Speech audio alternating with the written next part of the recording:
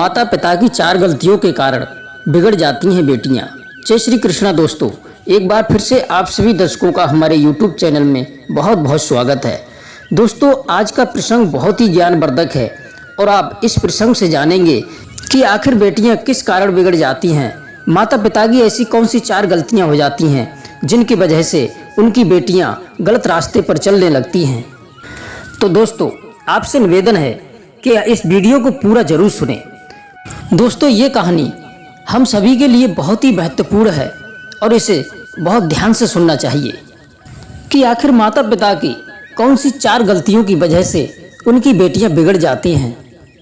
और मित्रों, इस कहानी को सुनने के बाद आप इन बातों पर गौर जरूर करना। तो मित्रों, ज़्यादा समय बर्बाद ना करते हुए शुरू करते हैं आज की ये प्यारी सी कहानी। दोस्तों, किसी नगर में एक साहूकार रहता था और उस साहूकार की एक बेटी थी। साहूकार अपनी बेटी से बहुत प्यार करता था। मित्रों, वो सेठ इतना प्रेम करता था अपनी पुत्री से कि यहाँ तक कि अगर उसकी पत्नी भी उसकी पुत्री से कुछ कह देती तो वह उस अपनी पत्नी को भी खूब डांट लगाता था और कहता कि हमारी इकलौती ही पुत्री है और तुम उसे इतना काम करने के लिए कहती हो। जब उस लड़की की माँ उससे घर का कार्य करने के लिए कहती तो उसका पिता तुरंत उसको डांट लगा देता था और अपनी पत्नी से कहता कि तुम हमारी बेटी से काम करने के लिए बिल्कुल नहीं कहोगी, जो भी घर का कार्य है वो तुम स्वयं करो, हमारी बेटी बिल्कुल भी काम नहीं करेगी। दोस्तों, कहते हैं कि बेटियों का हमारे इस संसार में बहुत बड़ा योगदान है कि अगर बेटियां ना होती तो ये संसार नहीं होता। पर मित्रों, बेटियों का चरित्र कैसे उज्जवल बना जाए, उनका भविष्य कैसे उज्जवल बनाया जाए, इस बात पर माँ बाप को अवश्य ध्यान देना चाहिए। यही सब बातें सोच करके वो साहूकार अपनी बेटी से बहुत लाड़ प्यार करते थे और इसी लाड़ प्यार ने उनकी बेटी को उद्दंड बना दिया था। और कहते भी हैं कि अधिक लाड़ प्यार बच्चों के लिए बहुत अधिक बिगाड़ देता है। मित्रों, संतान की स्वतंत्रता, उनकी आज़ादी, ये संतान को बिगाड़ करके रख देती है। दोस्तों, अपनी संतान से प्रेम करना जरूरी है, उन्हें अच्छा खिलाओ, अच्छा पिलाओ, पर उनसे इतना लाड़ प्यार मत करो कि वो हद से ज़्यादा बिगड़ जाएं। उन्हें समय समय पर डांटना भी बहुत ज़रूरी होता है और उनके लिए संस्कार देना भी बहुत ज़रूरी है। मित्रों, अगर किसी का बेटा या बेटी मूर्ख हैं, दुष्ट हैं, तो वह आगे चल करके अपने जीवन में तो दुख भोगते ही हैं, लेकिन अपने माता पिता के जीवन में और ज़्यादा दुखों के घर कर देते हैं। मूर्ख संतान होने से तो अच्छा है कि माँ बाज रहे। दोस्तों, उधर साहूकार की बेटी उनके लाड़ प्यार में पल बढ़ करके बड़ी हो गई, विवाह के योग्य हो चुकी थी। तो वसुदत्त ने सोचा कि मैं अपनी बेटी का विवाह ऐसे व्यक्ति के साथ में करूँगा जो मेरी बेटी के साथ मेरे घर पर ही रहे। साहूकार ने ऐसा इसलिए सोचा क्योंकि वह अपनी बेटी से बहुत प्यार करते थे और वह अपनी बेटी को अपने से अलग होना नहीं देखना चाहते थे। इसलिए उन्होंने इस प्रकार का फैसला लिया, अगर कोई व्यक्ति मेरा घर जमाई बन करके मेरे घर रहेगा तो मेरी बेटी भी मेरी नज़रों के सामने रहेगी। यही सब सोच करके उन साहूकार ने अपनी बेटी का विवाह ज़्यादा ऊंचे खानदान में नहीं किया था। साहूकार जी अपनी बेटी का घर ढूंढने लगे और ढूंढते ढूंढते उन्हें काफ़ी समय गुजर गया, लेकिन इस बात के लिए कोई राजी नहीं होता था। जब साहूकार अपनी शर्त रखते थे तो उनकी बेटी से विवाह करने के लिए प्रत्येक व्यक्ति उनसे मना कर देता था। एक दिन की बात, एक भिक्षुक उन्हीं साहूकार के द्वार पर आया। वह बड़ा ही देखने में सुंदर था, पढ़ा लिखा भी था, वेद वेदांतों में पारंगत था, बड़ा ही विद्यावान भी था। यही सब देख करके उन साहूकार को वह भिक्षुक बहुत पसंद आ गया और उन्होंने अपने मन में सोचा क्यों ना मैं अपनी पुत्री का विवाह इसी के साथ में कर दूं। तब साहूकार ने उस भिक्षुक से कहा, क्या तुम मेरी बेटी से विवाह करोगे? तो वह भिक्षुक उनकी बेटी से विवाह करने के लिए तैयार हो गया। साहूकार ने अपनी शर्त रखी तो उस शर्त को भी वह मान गया। साहूकार ने कहा कि तुम्हें मेरी बेटी से विवाह करने के बाद मेरी बेटी के साथ मेरे घर पर ही रहोगे। भिक्षुक इस बात के लिए तैयार हो गया।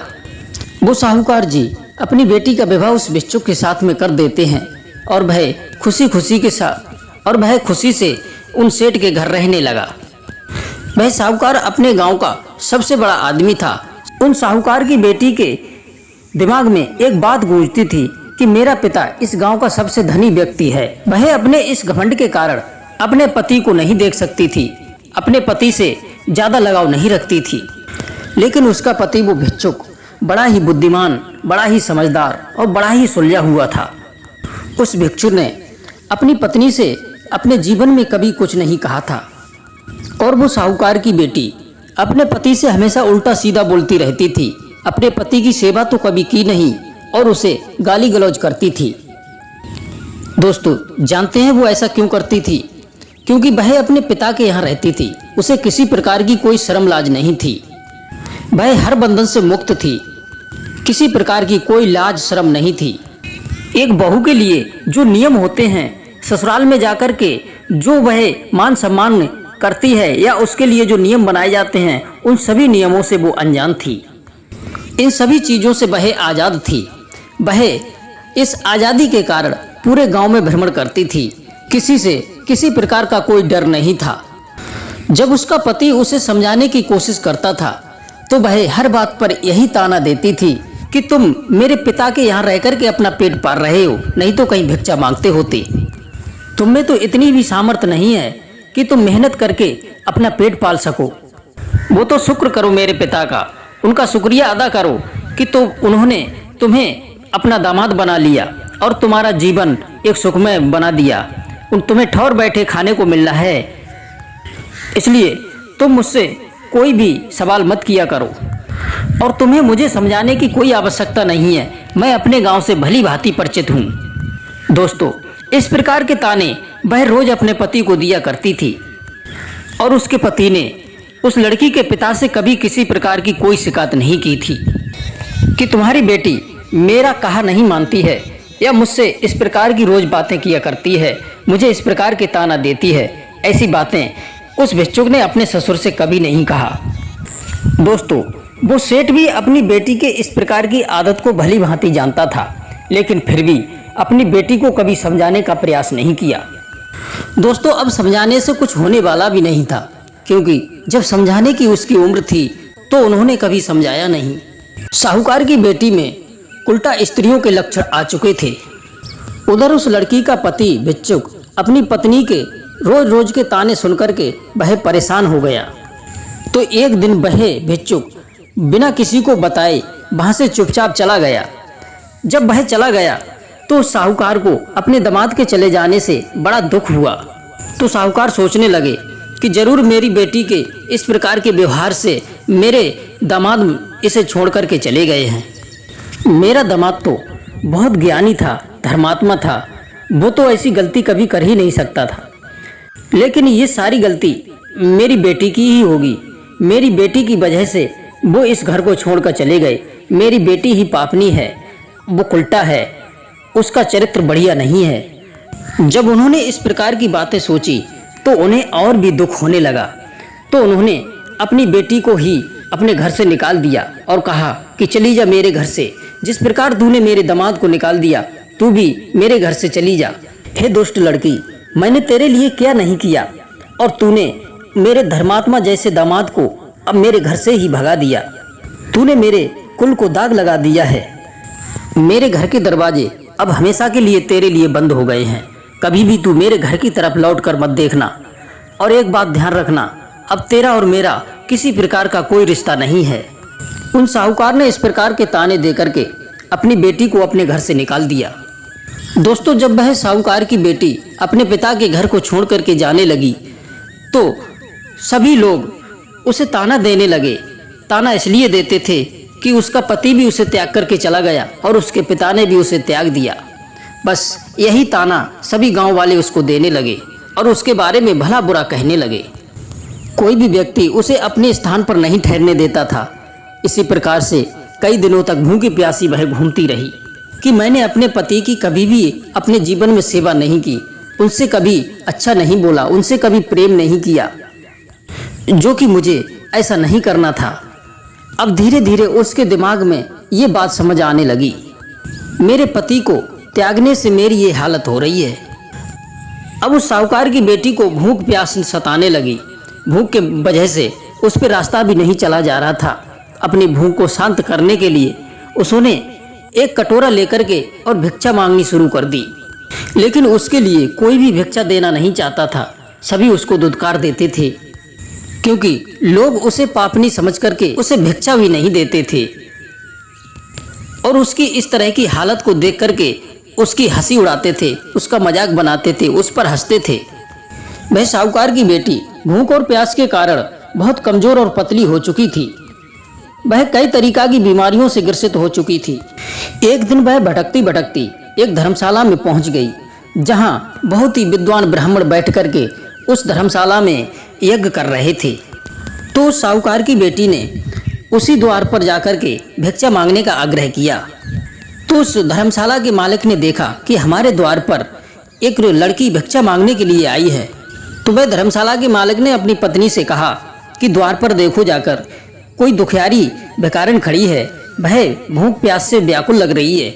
एक काम करो, तुम उसे अंदर बुला करके उसे भोजन पानी करा दो। पर मित्रों, वो घर किसी और का नहीं था, बल्कि उसी लड़की के पति का था, जो उसे छोड़ करके चला आया था और यहाँ आकर के उसने अपना दूसरा विवाह कर लिया था। और संयोगवश वह अपने पति के द्वार पर ही आकर के खड़ी हो गई और भिक्षा मांगने लगी। लेकिन उसके पति ने उसको पहचान लिया था। तब उसने अपनी दूसरी पत्नी से कहा था कि तुम इसे ला करके और इसे भोजन करा दो। लेकिन उसकी जो दूसरी वाली पत्नी थी वो बड़ी ही सुंदर, सुशील और बहुत ही संस्कारों वाली थी। वो एक पतिव्रता स्त्री थी। उस दुखियारी को देख करके उसकी आंखों में भी आंसू आ गए और वह करुणा से भर गई। उस भिखारिन को वह अंदर बुला करके बड़े आदर सम्मान से उसे भोजन कराया। जब साहूकार की बेटी ने अपने पति को देखा तो वो भी उसे पहचानने लगी। वह उसे पहचान गई और अपने पति के सामने उसका सर लज्जा से झुक गया। तब उसकी पत्नी ने अपने पति से पूछा कि हे स्वामी, ये कौन स्त्री है जो तुम्हें देख कर के लज्जा कर रही है? तब उसने अपनी पत्नी को बताया कि यह दुबली पतली और लाचार स्त्री और कोई नहीं, ये मेरी पत्नी है। तुमसे पहले मेरा विवाह इसी के साथ में हुआ था और मैं इससे बहुत प्रेम करता था। किसी कारणवश मैं इसे छोड़ करके चला आया था, इसलिए ये तुम्हारी बड़ी बहन है और तुम इसकी खातिरदारी में कोई कसर मत छोड़ना। तुम इसका बड़े अच्छे से ध्यान रखना। दोस्तों, जिस पत्नी ने अपने पति को कभी सम्मान नहीं दिया, कभी उससे सीधे मुंह बात नहीं की और जो हमेशा उसके लिए बात बात पर ताना देती थी, आज उसी के पति ने उसका सम्मान किया और उसे अपनी पत्नी भी माना। अपने पति के इस प्रकार के सत्कार और स्वागत को देख करके उसका सर शर्म से नीचे झुक गया। जब उस लड़की ने अपने पिछले उस कुकर्मों के बारे में सोचा तो अंदर ही अंदर उसे जलन होने लगी, उसे घुटन होने लगी। वह सोचने लगी और पश्चाताप करने लगी, मैं कितनी अभागिन हूँ। मैंने अपने पति के होते हुए भी उनका कभी सम्मान नहीं किया, उनसे कभी सीधे मुंह बात नहीं की, जबकि मेरे पति इतने विद्वान और संस्कारवान हैं। इसी प्रकार की बातें सोचते सोचते उसका हृदय फटने लगा और वह कुछ ही देर में भगवान को प्यारी हो गई। इसके बाद में उसके पति ने उसका अंतिम संस्कार किया। मित्रों, उस सेठ की लड़की का दुख यहीं पर समाप्त नहीं हो गया। जब वह मरने के बाद यमराज के पास पहुंची, जब यमराज ने उसके कुकर्मों को देखा तो उसके कर्म के अनुसार उन्होंने अपने दूतों से कह करके उसे धधकते हुए अंगारों पर फेंकवा दिया। मित्रों, इसी तरह बारी बारी से कई नरकों का सामना करना पड़ा और वह अपने इन सब कुकर्मों की वजह से ये सारे दुख भोग रही थी। उस साहूकार की बेटी ने कभी अपने पति का सम्मान नहीं किया, अपने पति को धोखा दिया और दूसरे पुरुषों में वो लिप्त रही। यही सब सोच करके यमराज ने एक लोहे का खम्मा गर्म करके और उसके शरीर से चिपका दिया। दोस्तों, इस प्रकार से उस साहूकार की बेटी ने काफी दुखों को सहा और काफी नरकों में उसके लिए सजा भोगने को मिली। दोस्तों, इसीलिए कहते हैं कि हर माता पिता को चाहिए, चाहे उसकी बेटी हो चाहे बेटा हो, अपनी बेटी को अच्छे संस्कार दे करके उसे सुलक्षणी बनाया जाए। दोस्तों, हर माँ बाप को ये 3 गलतियाँ तो कभी करना ही नहीं चाहिए। पहली गलती यह है कि बेटी को शिक्षा और संस्कारों से वंचित ना रखें। माँ बाप को चाहिए कि अपनी बेटी या अपनी संतान को शिक्षा और संस्कार शुरू से ही देना शुरू कर दें तो उनकी संतानें कभी भी बिगड़ नहीं सकती हैं। और माता पिता दूसरी गलती ये कर देते हैं कि अपने संतान से अगर छोटी मोटी कोई गलती हो जाए तो उसे नज़रअंदाज कर देते हैं, लेकिन ऐसा उन्हें नहीं करना चाहिए। अगर आपकी संतान किसी प्रकार की कोई गलती कर रही है तो उसे तुरंत डांटना चाहिए, उस पर तुरंत ध्यान देना चाहिए और उसके बारे में उसे समझाना चाहिए कि आपको आगे से ऐसा नहीं करना चाहिए, ताकि आने वाले भविष्य में उन्हें ये ध्यान बना रहे कि ये कार्य गलत होता है दोस्तों। और तीसरी गलती ये होती है, हर माता पिता को चाहिए कि बेटी के विवाह के बाद अपनी बेटी को या अपने जमाई को अपने घर पर कभी ना रखे। ऐसा करने से रिश्ते में दरार पड़ जाती है। यदि कोई आपत्ति विपत्ति आपकी बेटी पर या आपके दामाद पर है तो ऐसा कर सकते हैं, तब अपनी बेटी और दामाद को ऐसी स्थिति में रख सकते हैं। यदि उसके बेटी के घर पर खाने पीने के लिए नहीं हो, उसका दामाद खाने या कमाने की स्थिति में ना हो, तो ऐसी स्थिति में उसकी कुछ दिनों के लिए मदद कर सकते हैं। लेकिन ऐसा नहीं कि सब कुछ होते हुए भी अपने दामाद को या अपनी बेटी को अपने घर पर रखो, ये आपके लिए अच्छा नहीं होगा। तो दोस्तों, ये कहानी आपको कैसी लगी आप हमें कमेंट के माध्यम से अवश्य बताएं। आप सभी दर्शकों का बहुत बहुत धन्यवाद। जय श्री कृष्ण, जय श्री राधे।